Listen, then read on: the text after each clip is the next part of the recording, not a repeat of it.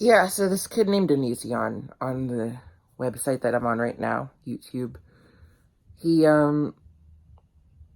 is quite a character, or lack thereof. He's kind of annoying.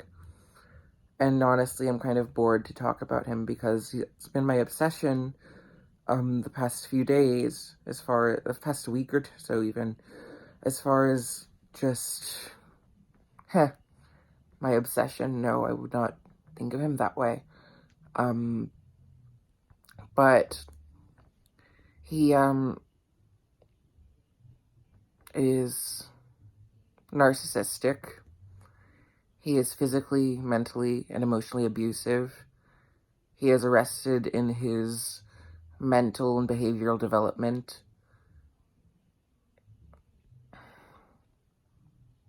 It's very sad because you can see where it comes from. He had a father who was abusive. He had a mother who was sort of deadbeat herself.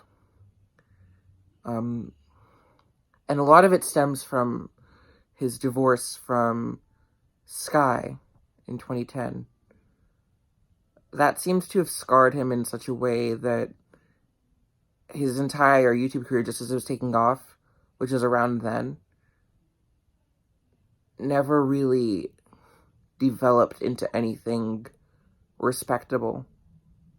And maybe it wouldn't have because, honestly, the man doesn't seem that talented. Um,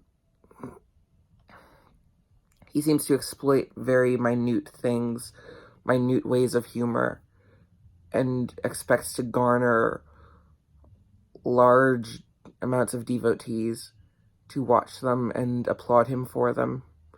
It's a very shallow, sort of loosely tethered way of having any sort of career because it's built on very shallow validatory currency. It's about people enjoy me for whether it be for 2 days or 5 seconds. People enjoy me, and thus I'm okay. And they're going to pay me because they, you know, they laughed at me for being dressed up as a banana for 5 seconds. It's very shallow. But of course, a lot of the concerns now are much more serious than a banana costume. Um, Shiloh and Billy and Sarah and all these girls have come forward to testify about Onision's way of, and his spouse Kai or Lainey or Taylor, however it could go. By Onision isn't obviously his name. His name is Gregory. He goes by James Jackson at this point, and he's kind of changed his name 3 times, really. His legal name is Gregory Jackson Daniel. That's his birth name. But all these girls have come forward testifying how Onision has manipulated them into masculinizing themselves, removing any strip of femininity from them, becoming sort of slaves to his sexuality and slaves to his YouTube channel, which seems to run his life more than he runs it.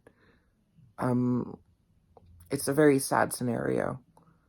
And my heart goes out to the victims. My heart even goes out to him because even though he's been way past having any marbles for a very long time, I actually watched his documentary of Onision video that he released some weeks back that has, like most of his videos, at least in recency, more dislikes than likes. I watched the entirety of it out of curiosity, and it was honestly one of the most honest things he's ever released. At least it seems so.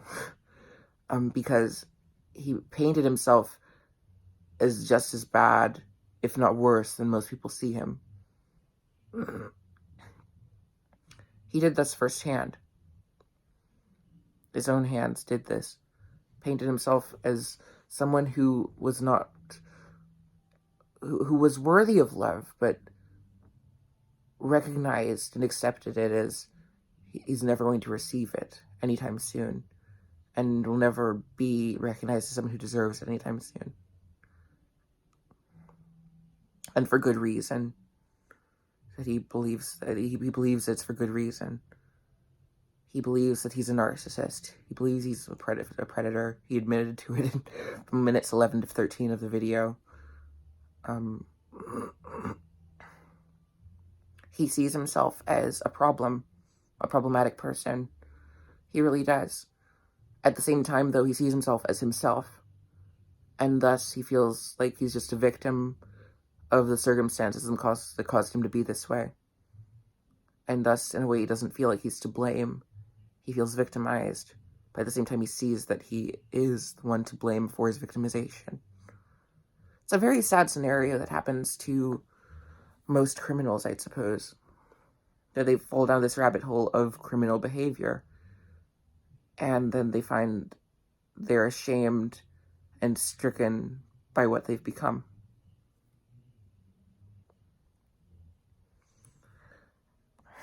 It's a very sad scenario. My heart goes out to everyone involved, and especially the victims victimized by Onision. Take that as you wish to. I commend Chris Hansen and the victims for speaking up and testifying against him, against Onision, against Gregory. And for those who've held true to the truth and exposed who he is. It wasn't hard to expose. I mean, he kind of puts himself in these holes all the time and has for years, probably a decade, really. I commend those who have seen the threat that he is and have worked to quash him. At least in the way that he was. And I do hope that someday he comes to be at least someone who is aware of the flaws in his programming enough to actually surmount it and live some sort of relatively pleasant life. Not just for people around him, but himself, because he's not happy. And I don't think he's been truly consistently happy for a very long time.